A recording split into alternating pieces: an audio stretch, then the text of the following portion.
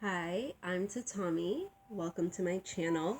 Here I just talk about whatever's on my mind and hope that whoever's interested finds the video. So today we're going to have a very serious talk. It's a talk about my childhood sexual abuse. It's a talk about my adoption. It's a talk also that has some really good stuff in it, which is that I have been published and my book comes out on the 11th at the end of this week, January 11th, 2020. Such beautiful numbers, 1/11/2020. I love it. So I'm not sure how the book is going to, be accepted by people, but I'm proud of it because it's my story and it's mostly written, definitely edited, but mostly written when I was a teenager. And a lot of this was still really fresh in my mind and in my heart, on my brain. So I tried to share the most important parts, the important parts version of my life through the poetry of this book. So the book is called Apricity. It's published by Nomadic Press. So I'll definitely put the link below. You can get it. You can pre-order it before that date. But it does officially go on sale and ship and all that January 11th. Um, and we're having that premiere in Oakland. I'll also put the link to that below too if you want to show up and support. So I wrote this book as kind of a poetry, a novel in poetry form, should I say, like a poetic novel. So, the poems are meant to take you through the journey through my state of mind, the journey through my experiences, the journey through my memories and my thought process throughout this time. And just kind of, it was a form of therapy for me. Because at the time that I wrote it, my adoptive mom had just kind of sent me away. She kind of just gave up, which is understandable, because it was her husband, so she did have to suffer a huge sense of loss in this situation. So while I think it's not understandable from a parental perspective, especially as someone who's a parent now, I don't think it's not understandable from an spousal. Nah, like it just like I can understand why she struggled, should I say. I can understand why she failed me so miserably during that time, because it would have taken a very strong and special individual, strong in that very specific way, which I don't think most people are, to have handled that situation correctly, with their child. And I think she was trying to hold it together. I think she had a super amount on her plate. As I've said before, with that adopting a gaggle of kids video I've made. I don't know if I'm going to post this one or that one first. But, you just, when you have all those kids and something goes to shit, it's really difficult to hold it all together for all of those kids and for, the life that you've had and for all of this other stuff. And I think she was lucky in a sense, because there were some moving out, so the older ones weren't in the house, the older children of the family. But it was still difficult because the majority of the kids were underage. There was a lot going on there. So, she sent me to a boarding school in Utah, one of those ones that dresses all the kids in uniforms, punishes the kids. You're there whether you were merely a truant or you were hardcore into heavy narcotics, or talked back to your parents. This was Utah, so Mormons did have often a very different idea of what was wrong, than others. Some kids were like, one girl was sent there for some very, like I said, truancy, like she was reading books instead of going to school. Just like, you sent your kid to a highly disciplinary boarding school for this.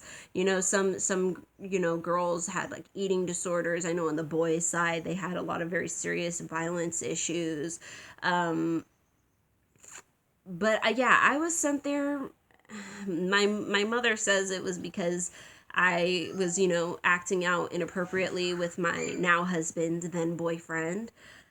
But she's admitted at this point that I did not need to get sent to that school, that it was kind of for her needs that I was sent away, to strangers for the rest of my teenage years. And it just was kind of what it was. I was sent away because she kind of didn't want to handle the shit show that had become our family. So this book really documents that. Apricity is a term that's used, this very old term that references that feeling of the sun, in winter. The feeling that it gives you. And one time online, I saw somebody use that word. I think they said apricate, and they said they don't even know if that was the real term for it, but they used it for when their dog would lay on the porch during the winter in the winter sun to get that, a little bit of heat.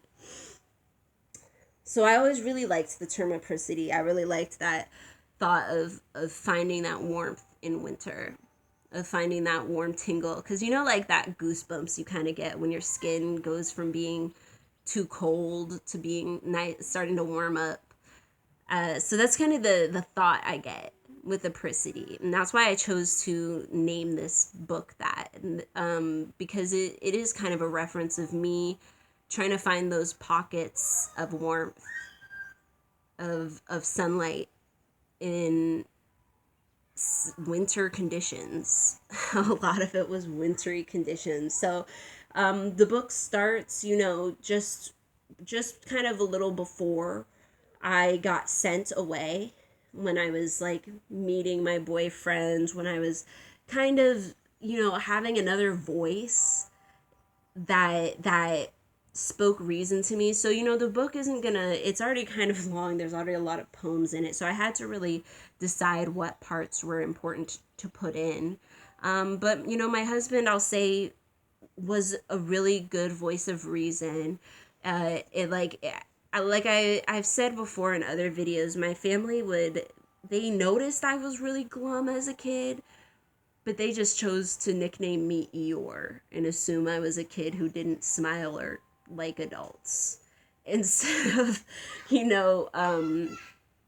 coming to know me as a person personally enough, which I think a lot of adoptees probably struggle with, to know when, the difference between a child who was naturally glum and a child who was reacting, to abuse. And my husband was kind of the first person to kind of call out that type of shit. He was a young, 15, 16-year-old kid, and he was just like, what? They call you what? They, why do you walk around thinking like you do? Why do you walk around just hating everybody?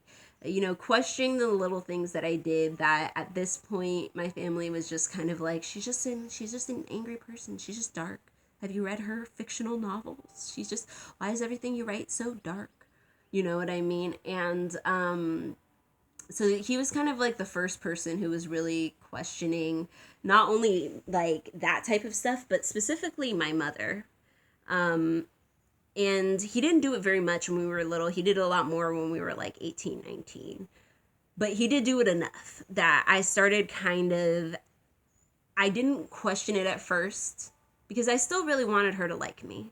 There was that naivete of a child where I really thought me and my adoptive mom would still be able to be friends, or still be able to have that mother-daughter relationship that I always wanted from her, have her not just be annoyed by my mere presence, have her love me or like me, you know what I mean? Not just the love of you're mine and I care for you, but like me, genuinely be interested in me, genuinely care what I have to say, genuinely want to hear my thoughts and volley off of them and perhaps change my mind or offer another train of thought. I really thought that I could do that.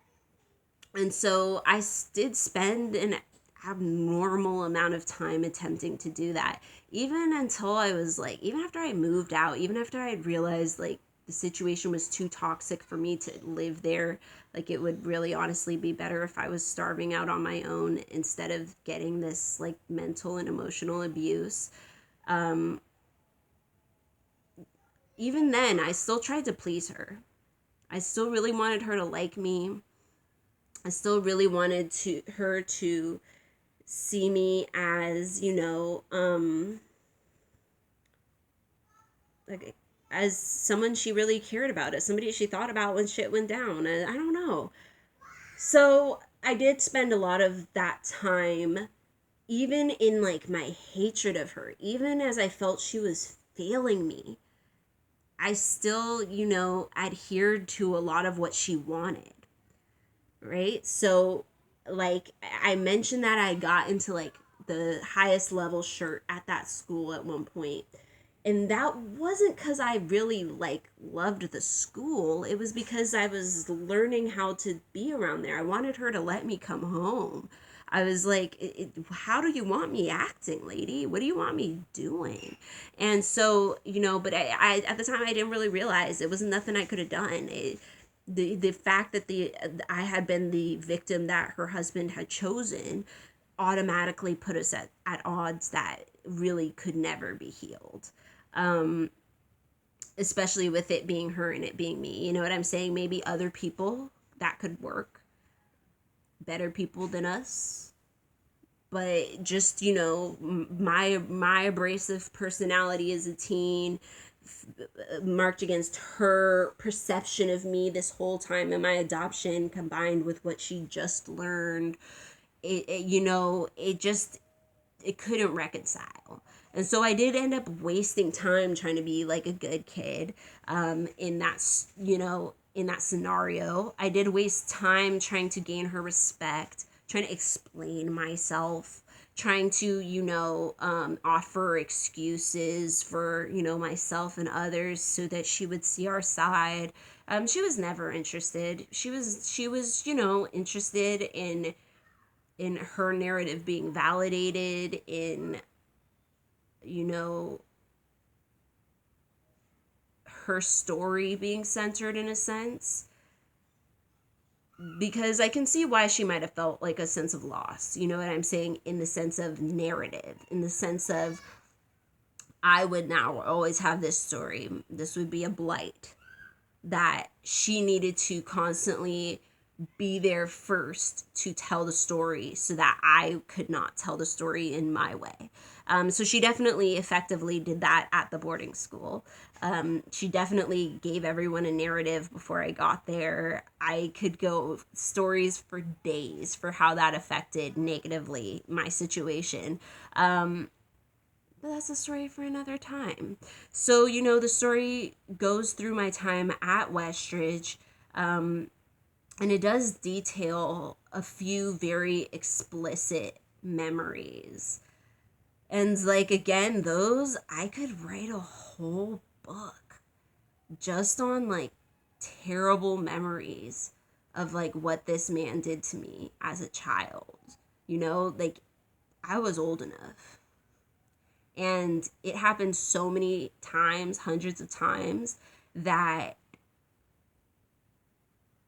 it, like, many blurred into one, but in all honesty, there was just so many. That, like, I could just pick them out. Like, if I really cared to sit here and try and remember that type of depraved memory, I really could probably write 200 more poems detailing just the actions and my memories, the thoughts that I was having, because that's what keeps the memory in my mind, because I would just blank out and have thoughts of things, make up stories, make up situations, wonder things. There's one point, the very first time I remember him abusing me, where I remember I was like 4. And I thought to myself, I wonder if this happens, or I wonder if this happens to everyone. That's the first thought I had. And then I thought, like, all girls have to do this with their fathers? I tried to remember my own father. I was never going to remember that man. He passed my first year of life. And I was like, I don't remember if this had to happen with this dude. I don't remember ever seeing anything about this everywhere. But maybe it's like a quiet, private thing. I wondered, like, if the mothers were supposed to know. I also assumed that was supposed to be a private thing. Context clues led me to that conclusion. And then the sad part of the memory for me, the very saddest part, is where I asked myself, are there any girls who don't have to do this with their father? And I thought, maybe a princess. Maybe a princess can, the princesses, like Cinderella and them, Pocahontas and them, maybe they're special enough that they don't have to. But then I thought, the kings are powerful men too. And if he wanted to, she would have to. And that's kind of where that memory ends, was me coming to that conclusion in my brand new bedroom as an adoptee with my adoptive father molesting me. And so I really felt like this was something that I needed to say. And this was something I needed to share. And it wasn't something I could share at that school. It wasn't really something I could share with my therapist. God bless that dude. He just wasn't, I couldn't trust him. I don't know whose brilliant idea it was to put a victim in a room with a man, no matter how nice he was, no matter how witty he was, no matter how many anecdotes he could share with me. There was just kind of never going to be a time when I could look this man in the eye and talk about this, confess all this stuff that he did think I needed to talk about. And I agree, I did need to talk about it, which is why I wrote the book while I was there. And before I left, I hand wrote him a copy and I gave it to him. And he was, rightfully sad that I was never able to talk about this stuff to him or, while I was there. And that makes me sad too. It makes me sad that I wasn't sent to a location that could have actually given me something I needed. It's heartbreaking. It's sad. I did need to get that stuff off my chest. It's sad that the only other people I could really share this content with while I was writing it was other victims, other girls at that school. It's sad. It's wrong. But that's where I was. I was put into this room with this man who I could not speak out loud these things to. And when he asked me to, at the time, I had blocked all the memories. I had just tried to erase my memory and just have this family. Just have this mother. I just have this life. And life just can't let you do that. And so I had to go and think this all out to myself and bring some memories back and mourn this child. And I've mourned my childhood more times than I can count. Just because when you're abused as a child, you don't get the full gravity of it. I think it might be because children are just so forgiving and understanding.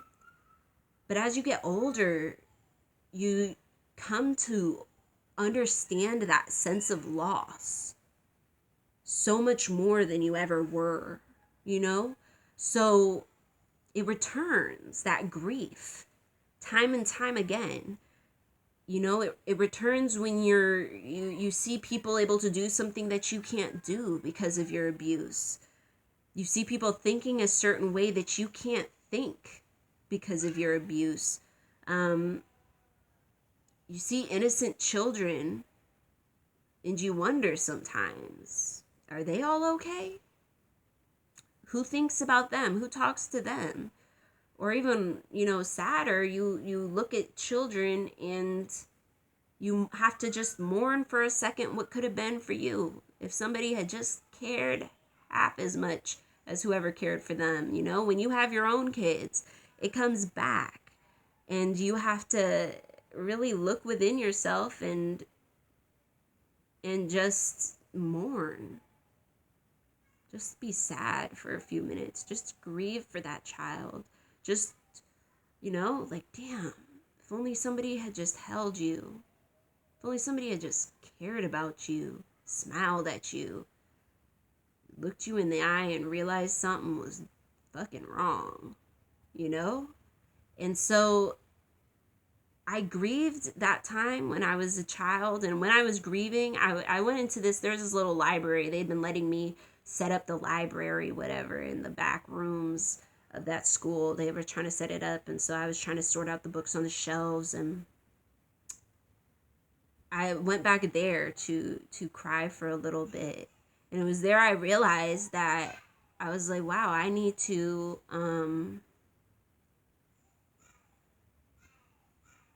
I need to record this stuff. So that's what I did. I just, started writing the things that I thought were important. Sometimes vetoing stories if I felt like, they repeated a message of another. I didn't want it to be too long. I wanted it to be a poetry book that a teen could potentially, a fast reader could sit in an afternoon and kill. That's the book I wanted. I wanted it to be a book that cut to the chase, that was at times explicit. Because sexually abused kids, we experience explicit things. And I can't tell you the validation I felt when I was 8 years old and I picked up the book, The Color Purple. Like, I was stunned that somebody else had gone through this. It was to see it in black and white on paper. I learned to read within a few months of being adopted. My adoptive mother owned a school, and I was able to pick that one up pretty fast.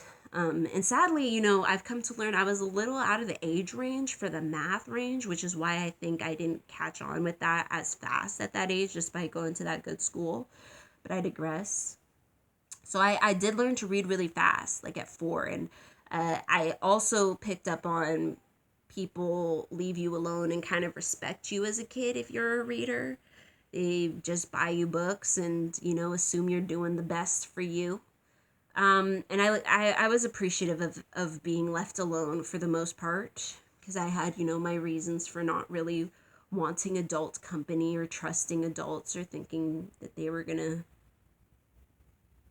do anything for me, anything by me. So yeah, I found that book. I was on my mother's shelf. She was, one of those people one of those white ladies who bought every Oprah's Book Club book with the sticker.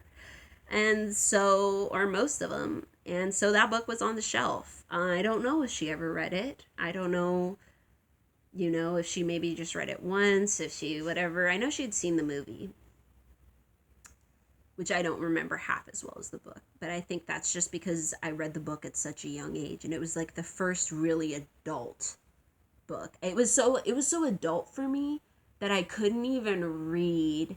I think it's the sisters Nettie's letters. Those were too advanced for my reading level. But the actual book content was perfect for my reading level, because that's the character of the book. She's, a little undereducated. So it was just the perfect tone for me. I understood every word that she was saying. I understood every situation she described. It kept my heart in my throat. And I do, there's a part of me as a mother that's like nervous about releasing a book like this, and even about asking teens to potentially read it. But there's also the part of me that felt such a sense of relief. I remember that. A sense of relief that someone had written it down, like this happened to somebody, or was inspired by something that had happened to somebody.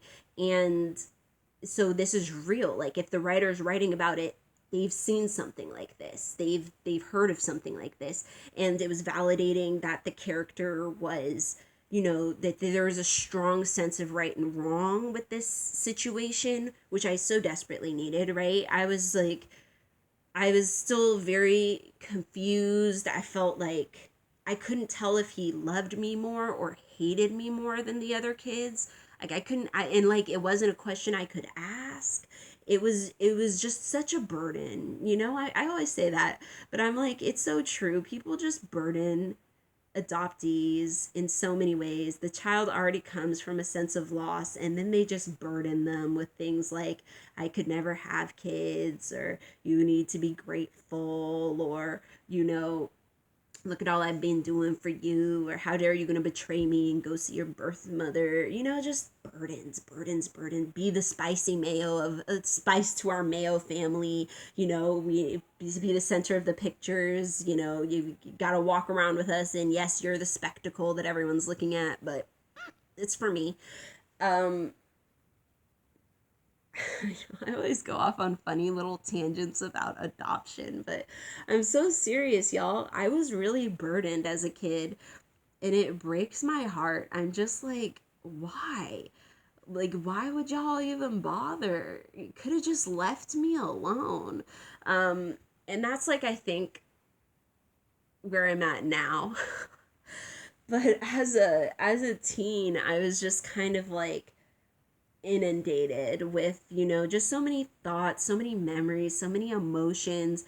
I'm trying to get through my own shit, and also trying to help my adoptive mother, who, you know, just is kind of hell-bent on turning anything I do into a form of deviancy, or labeling it as such, who's kind of, in retrospect, I now get was not actually super invested. And so, some of the poems are startling in a sense, because it will be like, whoa, like I'll write stuff like, I hate her. And the first time I reread that, I was like, oh, wow, that's startling. Maybe I should cut that out. And I was like, no, I had a valid reason for starting to hate her. And having that hate be there along with my like incessant love of and need to please her. Like, I had this, but then I was also just starting to be so done, because I had experienced someone who actually liked me, who had actually thought I was funny in class, who had actually listened to sentences I'd said. We were in the same art class, so we were friends for a little while before, like almost a full year, I'd say, before we started, being interested in each other. And so, it gave me confidence that there was somebody out there who liked me as a person, who thought I deserved more than the treatment I was getting.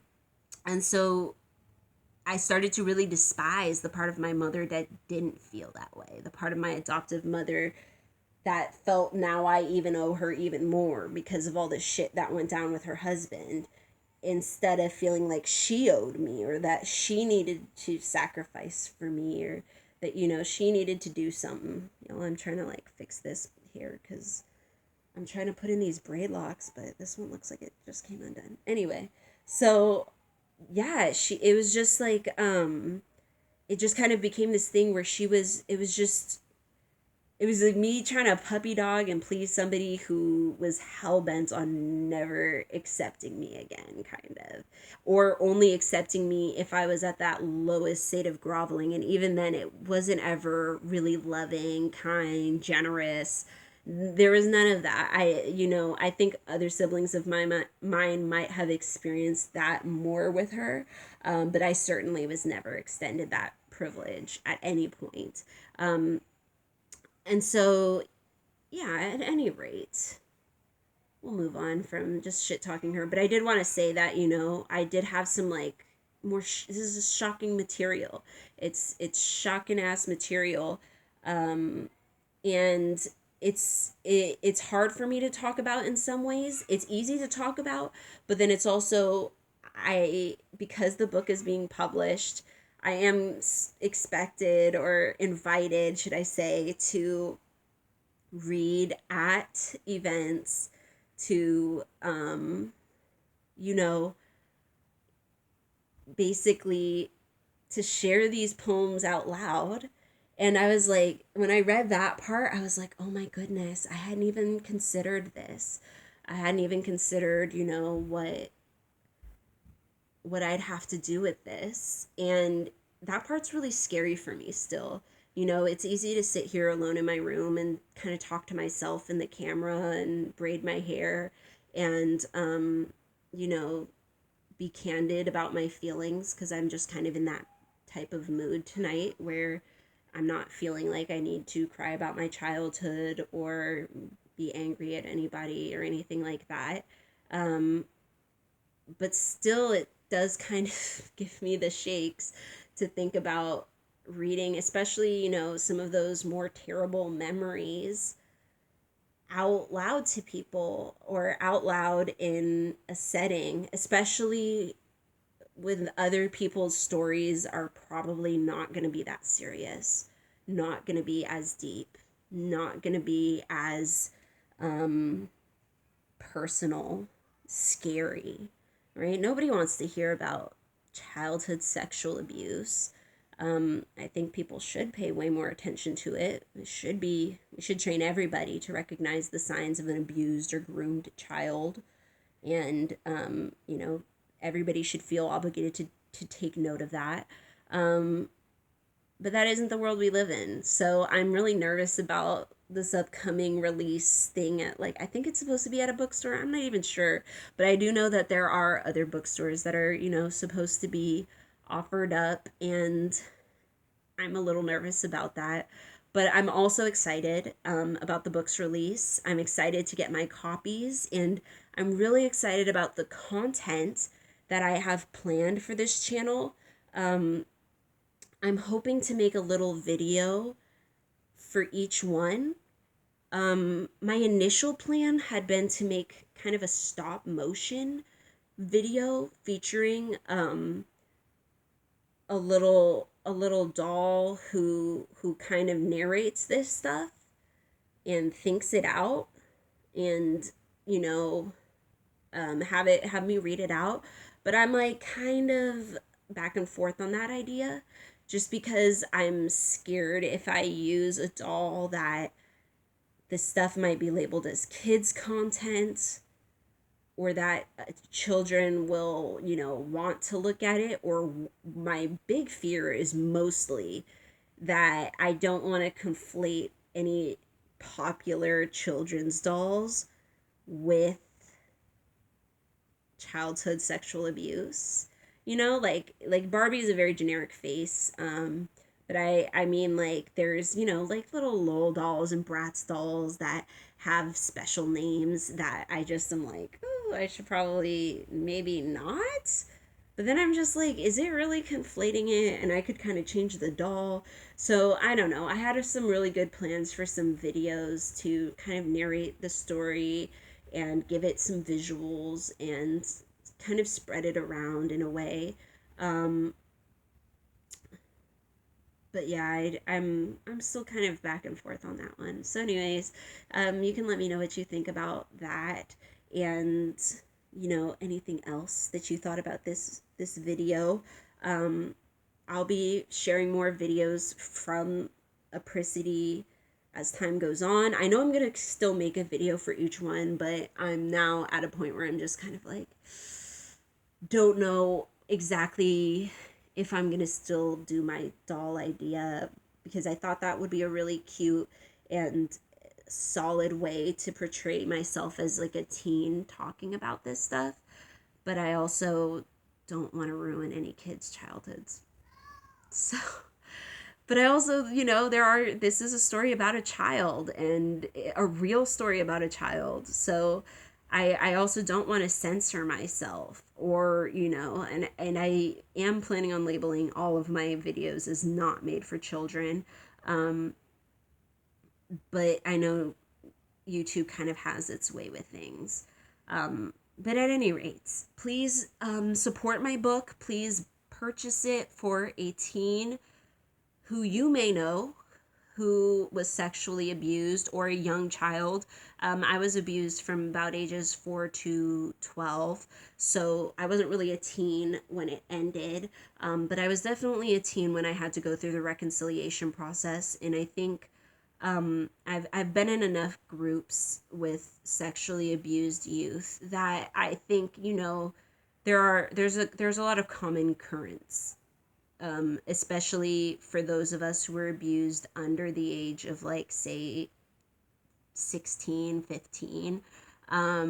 There is a lot of common currents, and so I do think it's an important story to share, and I'm very excited after 10 years of sending this book to different people and having them reject it because it didn't fit with where the direction they were going, or they didn't want to publish poetry, or they didn't think teens would read poetry. They wanted novels like Harry Potter, and I'm all for writing novels like Harry Potter. I have one sitting in my, computer right now, but that was not the story I wanted first told. That I wanted my story out there somewhere. So I'm very comforted that a copy is automatically going to go to the Oakland Library, because one of the other people who got published happens to work there and happens to be one of the people who buys the books for the library.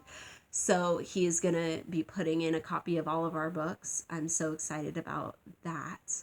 And so it's exciting for me because it means a little Black girl out there might get her hands on the book. And that's a lot of who I wrote it for, because there's a lot of sympathy and talk for other people, but Black girls just don't get the same attention for sexual abuse. I even, as a kid, literally, who grew up in basketball shorts and t-shirts, had my adoptive mother say to my sister, or my sister-in-law, my big brother's wife at the time, that she had felt that I was walking around in inappropriate clothes or trying to seduce. Literally, y'all, I can't even say what she thought, she named what she was thinking, because I literally wore basketball shirts and t-shirts, and then when I hit 11, I shaved my hair off. Like, I was as boyish. I was trying to be as tomboy, not cute, nothing as possible. So when I was a little girl, I thought maybe it was my princessy girly shit that was doing it. I knocked all that shit off. So I don't know what she was referring to, but I have to assume there was a racial element because of the fact that I recall never having anything cute to wear as a young girl. I promptly, at about 6 years old, nipped that shit in the bud and was just like, okay, we're just going basketball shorts and Skyhawk shirts from now on. And a lot of Black girls are dismissed in this way, are kind of accused of being the seducer, of being the Jezebel in a situation. So it's very important to me that this book reaches out. And in fact, the first book I self-published was also about childhood sexual abuse, and I specifically drew a Black girl on that. But I mean, I'd always draw a Black girl on my books, but this one was dark skinned because I feel like so many books that address child abuse have a picture of, like, a little blonde kid on it, a little white kid, and I think, that's the tug at heartstrings. A lot of people feel a little more sympathetic to that little white, wispy, white-haired, white kid, than they do for a Black kid. There's just, it's automatically in people's brains that maybe they did something to deserve it, that maybe it's, like, not as important or doesn't require as much energy, or that's, like, not their problem. So that's why, like, my first book I ever published specifically was for Black women who were childhood sexual abuse survivors, because I just felt like we didn't have any books for that. So this does feel like another really big, beautiful milestone, that the first book that is being published by somebody who isn't just, like, an independent publisher person. This is like an actual publishing company. is also going to be a book for Black women, for people in general who are victims of sexual abuse. But I specifically had them draw a little girl with an afro in the tree, not only because it was, the issue of apricity is that feeling of the sun. It's not just the sun being out there in the middle of somewhere. It's that feeling of the sun in winter. It's the feel. But also because I wanted there to be that representation. And so, there's a, like, I don't think he actually drew her skin, because you see her back and she's wearing winter clothes, but you do see the big afro. And so I was very pleased with that. And, this is yet another love story to Black women in that sense. It's in a sense, it's just another gift. That's what I should say. Another gift to Black women in general who have overcome. And so in that sense, I'm just so excited that other people are seeing this. Is somehow a 40-minute video. I'm so sorry. But anyways, yeah, I hope you read it. I hope you send it to somebody who you think might be able to use it. I hope you buy a copy and send it to your library, or send it to one of the free Black women's libraries that are out and about. I would feel so blessed if you did that. And yeah, thank you so much for watching this video. And I hope, I had something that somebody out there could relate to, or at least you enjoy my company. So thank you for that.